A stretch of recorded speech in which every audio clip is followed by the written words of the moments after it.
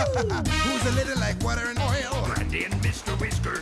For the second time, we now fall back into the Amazon for Disney's Brandy and Mr. Whiskers, a series about a spoiled dog and a strange rabbit that fall from a plane and now have to coexist with each other in the rainforest. Brandy and Mr. Whiskers ran for 2 seasons, starting from 2004 and ending in 2006. Introducing now a one-time character by the name of Sandy Carrington. Sandy was voiced by Sarah Rue. She was the second of 2 Brandy Harrington doppelgangers to fall from a plane, with the first being Tiffany Carrington. She made her only appearance in Sandy and Mr. Frisky, which was a parody on the show itself. At the beginning of the episode, our heroes were spotted playing a game of Truth or Dare. After Brandy took her turn daring Mr. Whiskers, Lola Boa would soon ask Brandy a question that would set the stage for the rest of the episode. Who in the jungle are you most jealous of? Me?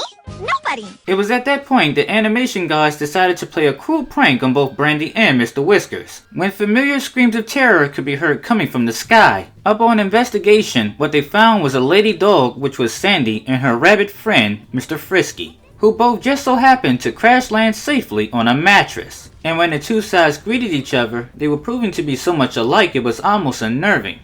Problem with wool. Don't have much wool, but my rayon. Oh yes, I have lots of rayon. It's nice, but not as nice as velour. Or velveteen. Love the velveteens. They say everybody has a twin, but it gets kind of ridiculous when the exact same animals fall into the exact same forest the exact same way you did. So, time to get to the important things you'll need to survive here in the jungle. Shelter, food, doofus repellent. Amongst the jungle, Brandy is very talented at accessorizing. But when she soon takes Sandy shopping, she learns that not only is Sandy good at it, she is far more superior at it than she is. Because of this, she was able to create a style that worked well for Lola. And this would spark the first signs of jealousy in Brandy. But it wasn't just Brandy. On the other side of the fence, Mr. Frisky's clumsiness was bringing good luck. Whiskers, on the other hand, was just a natural disaster. Brandy and Whiskers was having a terrible, horrible, no good, very bad day when it came to their opposites. But the curse versus the gifted syndrome would not stop anytime soon, when Mr. Frisky slips and slides across the cafeteria and still manages to recollect his food. It was somehow expected Mr. Whiskers wanted to imitate him. I don't understand. When Frisky did it, less talky, more slinky. In what seemed to be less than a day, the perfect duo had completely shut out Brandy and Mr. Whiskers, to the point they were no longer being acknowledged. They eventually retreat back to their treehouse to vent their frustration against Sandy and Mr. Frisky. Brandy and Whiskers' newfound jealousy soon turns to vengeance when they begin plotting against the 2. Brandy would then convince Sandy to throw a party for the whole jungle in order for her and Whiskers to sabotage it. And despite everything they did to make the party a disaster, Sandy and Mr. Frisky still ended up getting praise for it as if it was an April Fool's joke. And it wasn't even April 1st. Brandy and Whiskers probably could have at least gotten away with it, but Whiskers had to give away the surprise. April Fools? It's not April Fool's Day.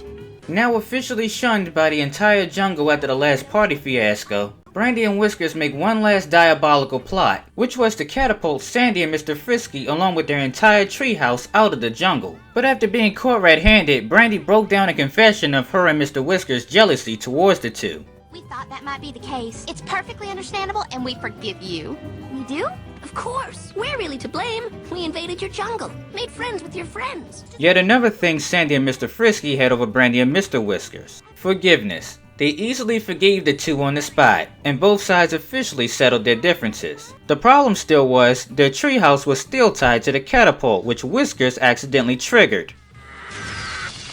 We don't blame you! The next day, Brandy and Mr. Whiskers find out that not only were they rescued, they become celebrities and get their own TV show called Sandy and Mr. Frisky. In the end, the 2 decide to get rid of the newspaper and go on as if it never happened. This has been Furry Girl Profiles, Sandy Carrington. If you liked today's video, please leave a like, comment, and subscribe for future videos.